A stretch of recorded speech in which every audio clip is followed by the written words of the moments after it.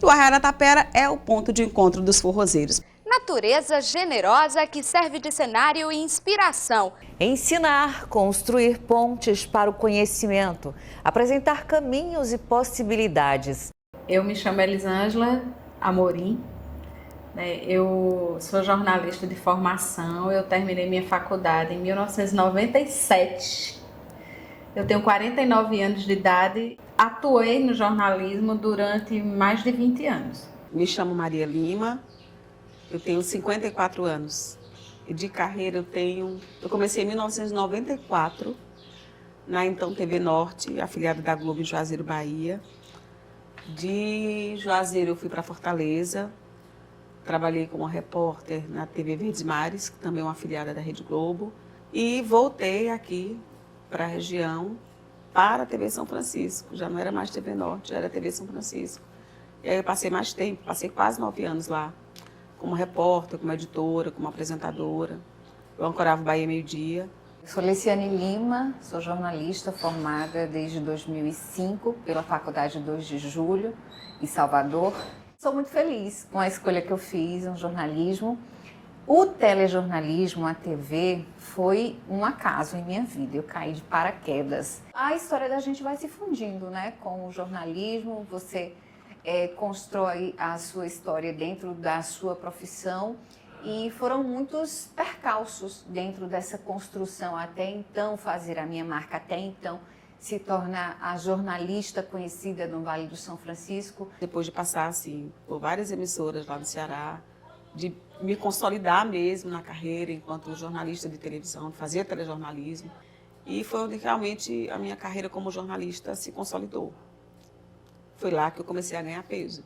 Do meu segundo filho eu engordei 26 quilos de Lucas. 26 quilos que eu já comecei a lutar para perder. Tinha muita cobrança também, assim. Eu era apresentadora, era repórter, então sempre tinha uma editora dizendo, tem que perder peso. Aí eu dizia, depois da amamentação, a amamentação passou, não perdia peso. E aí eu comecei a me sentir muito incomodada, assim, tanto como pessoa, mas mais pelo trabalho que eu fazia, né? Pela evidência que tinha a minha profissão.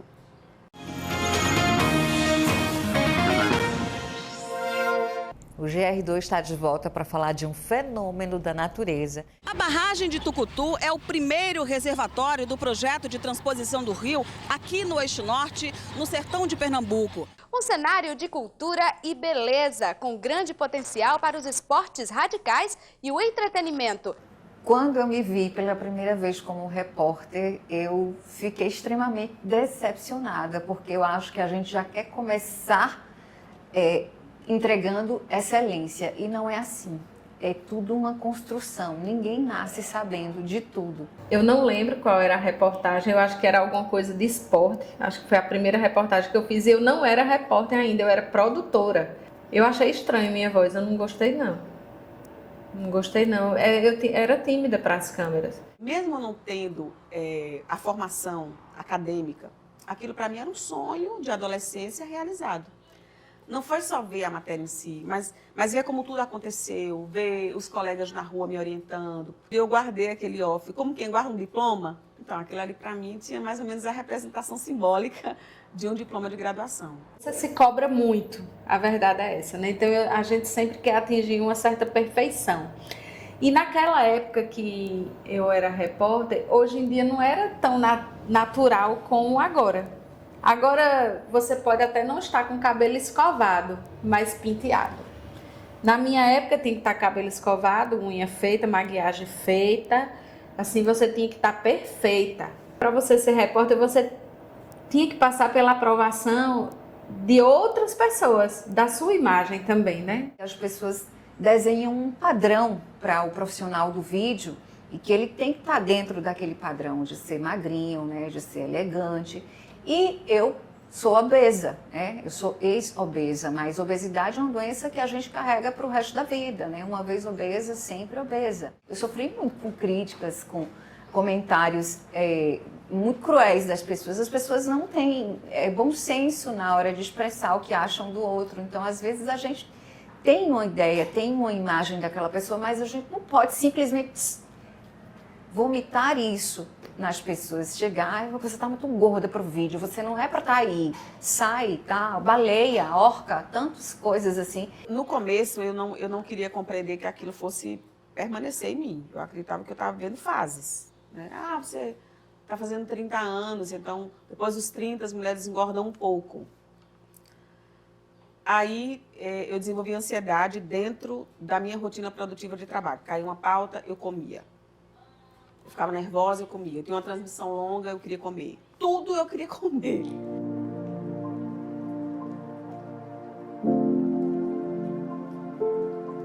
Diretamente, eu nunca recebi um comentário assim do chefe dizendo, olha, você está gorda. Não, de forma alguma. Mas você recebia assim, olha, tá mais cheinha, não sei o quê, aquelas coisas, né? E na verdade, não era nem preciso ele me dizer, porque já era uma coisa tão enraizada dentro da cultura da televisão que você mesmo, eu mesma, me avaliava quando eu via minhas passagens. Será que meus pneuzinhos estão aparecendo, não estão aparecendo? Então, a gente se avaliava dessa forma, sabe? Então, ele não precisava me falar, porque eu sabia que isso existia. Eu chorava muito, eu me via e eu não me reconhecia, porque nem sempre eu estive obesa. Então, quando eu ingressei na TV, eu era magrinha, né? E aí, com o tempo, fui, né, com alto nível de estresse, você vai mudando a alimentação, você vai mudando o estilo de vida e tudo desandou e eu ganhei muito peso. E depois do câncer, do tratamento, isso piorou e eu não conseguia reduzir peso, mesmo fazendo dieta balanceada, mesmo treinando muito, não conseguia o resultado e isso me deixava muito frustrada, eu ficava muito triste porque eu fazia o que tinha que ser feito. O rosto redondo, a papada, assim, o segundo queixo. Quando eu me olhava no vídeo, assim, e eu sempre me olhava, porque a gente tem vários monitores, assim, enquanto o jornal não entra no ar, a gente vai se olhando, nem que a gente não queira, a gente arruma o cabelo, a gente olha se a maquiagem está certinha, se o batom está borrado. E muitas vezes eu me peguei olhando para aquela imagem e pressentindo que ali tinha um fim de carreira. No vídeo eu era muito cobrada. E eu era cobrada, às vezes, umas piadinhas. Hoje a gente sabe que era gordofobia mesmo, né? Mas dizia assim, não dá na hora de começar uma dieta, pelo menos no plantão de sábado? E as cobranças foram realmente muito mais intensificadas. E isso, com a minha cabeça, eu fiquei deprimida umas 2 vezes nesse período. Deprimida mesmo de fazer tratamento e tudo. Mas eu sabia que o que me incomodava mais era a carreira que estava terminando ali, naquele espaço. Nunca cheguei a desistir do telejornalismo por causa da minha aparência.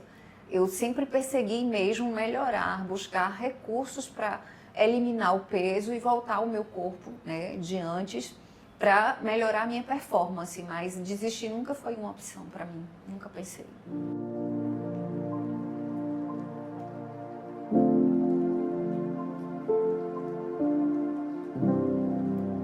Estar obesa, eu não aceitava, eu não queria continuar daquela forma, então eu buscava recursos para esconder, né, aquele corpo, então usava muita roupa escura, muita roupa preta, eu sempre estava muito de preto, para tentar reduzir um pouco a silhueta, mas assim, você sabe que o vídeo ele, né, engorda um pouco mais, então isso me prejudicava muito e eu me sentia muito mal. Então, sim, eu ficava extremamente triste com a minha aparência, não me agradava me olhar no espelho, me ver.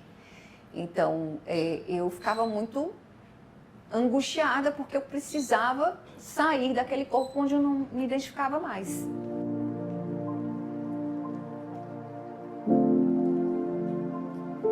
E eu fui me reinventando, mas todos os assédios que eu sofri, não foram poucos, muitos passavam pelo excesso de peso. Mas teve relação com a minha profissão. Eu não estava mais diante das câmeras do veículo de concessão pública, a TV aberta, mas eu continuava sendo jornalista. Em algum tempo eu ia precisar expor a minha imagem novamente, como aconteceu de fato, né? Com canais de YouTube, com a internet, com as transmissões dos programas de rádio que eu sempre fiz, quando eu estava no ar ao vivo, para as redes sociais. Mas assim, o que foi definitivo mesmo foi a minha saúde saúde mental, saúde física comprometida, associada à Covid-19. A decisão de fazer a bariátrica teve muito a ver com a minha profissão, porque eu gostaria realmente de ter um corpo mais esbelte e voltar, né, o meu corpo, a minha performance anterior do câncer também. E também tinha a ver com saúde, com estilo de vida mesmo, né? Porque eu sempre fui muito ativa e eu estava sentindo que o sobrepeso estava me limitando em movimentos, no treino, em questão mesmo de roupa, de vestimenta, porque eu sempre fui muito tranquila em relação a isso. E a minha grande preocupação era o figurino. Poxa, como é que eu vou vestir uma roupa para apresentar o jornal? Tudo não fica, nada fica bem, nada fica bacana no vídeo, sempre vai ter essa preocupação. E hoje já não tenho mais essa preocupação. E foi uma decisão pensando nisso tudo, mas também em relação à questão da minha saúde, porque a obesidade também é um fator de risco para uma recidiva do câncer. Então foi uma decisão que foi tomada não só por mim, mas também pela equipe médica que me acompanhou durante todo o processo e tem me acompanhado até hoje. Eu já tinha morrido uma vez, né? Eu tive um aneurisma cerebral em 2016 e eu não estava querendo morrer uma segunda vez, porque eu tinha muita coisa para fazer ainda. Então, eu acredito, assim, se eu tenho duas decisões muito importantes na minha vida que eu tomei, uma foi lutar pelo meu diploma de jornalista, que eu tenho muito orgulho, viu? Pode não ter o Congresso Nacional brasileiro, pode não ter o Supremo Tribunal Federal ainda, mas eu tenho muito orgulho de ser jornalista, muito orgulho de um registro chamado DRT 6009/PE, que eu carrego com muito orgulho no Ministério do Trabalho. E essa decisão da bariátrica mudou toda a minha saúde, toda a minha vida. Por isso que eu guardo os números 36, a calça 38 que eu uso hoje. Isso realmente mudou muito, porque é como se eu voltasse a recuperar a minha saúde mental, que eu fui perdendo lá atrás. E como jornalista também eu fico bem hoje, assim. Mas com todas as lembranças de uma jornalista obesa que foi totalmente bulimizada, discriminada na minha profissão e no veículo onde eu trabalhava, que era a TV. Isso é indiscutível e fica na minha história de carreira também.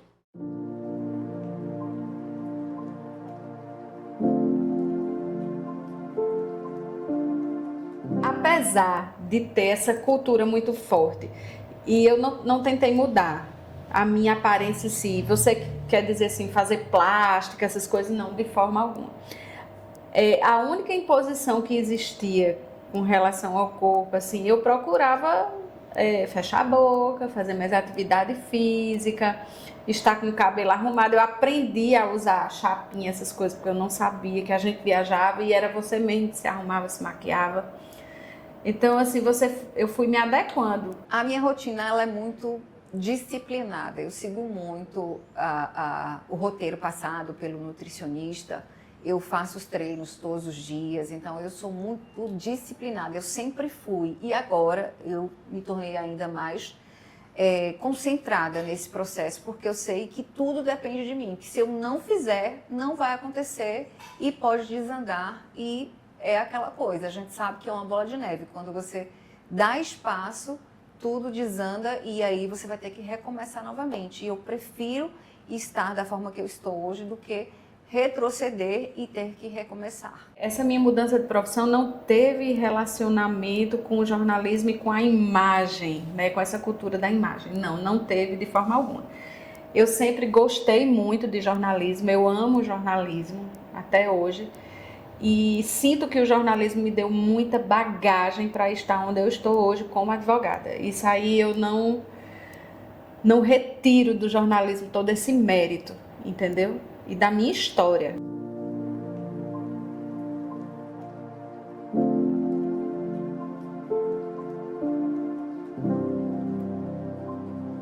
A todas as minhas colegas, minhas futuras colegas, as minhas alunas, que querem ser jornalistas, não é a Maria obesa, que trabalha a obesidade todos os dias, mas a Maria lá atrás, de 15, 16 anos, que um dia sonhou que seria jornalista e não abriu mão disso. Eu acho que ela deve sonhar mais e tentar realizar e executar seus planos com mais insistência e se preparar para isso. Se você tem um sonho de ser uma jornalista de vídeo, de televisão, seja lá qual for a sua área, você não deve pensar na sua aparência. Pelo menos eu vejo uma democratização, né, dentro dos meios de comunicação, qualquer que seja ele. Uma democratização da imagem hoje. Você vê repórteres negros que não precisa ficar alisando o cabelo, entendeu? Repórteres negros, repórteres gordos, repórteres não padrão. Se você quer ser jornalista, seja jornalista. Não é o seu corpo que vai definir o que você vai ser, não. Eu estou falando como jornalista, mas isso é para qualquer profissão e para qualquer sonho que você tenha. Eu sei ser jornalista quando eu tinha 14 anos. Eu tenho 54 anos, eu sou jornalista há mais de 30. E eu não abro mão disso. É o que eu sou. Não seja um profissional medíocre, sabe? Não tem essa pressa. Hoje em dia a pressa não é para dar a primeira informação, é para dar a informação verdadeira. O que a gente tem como patrimônio é o nosso intelecto.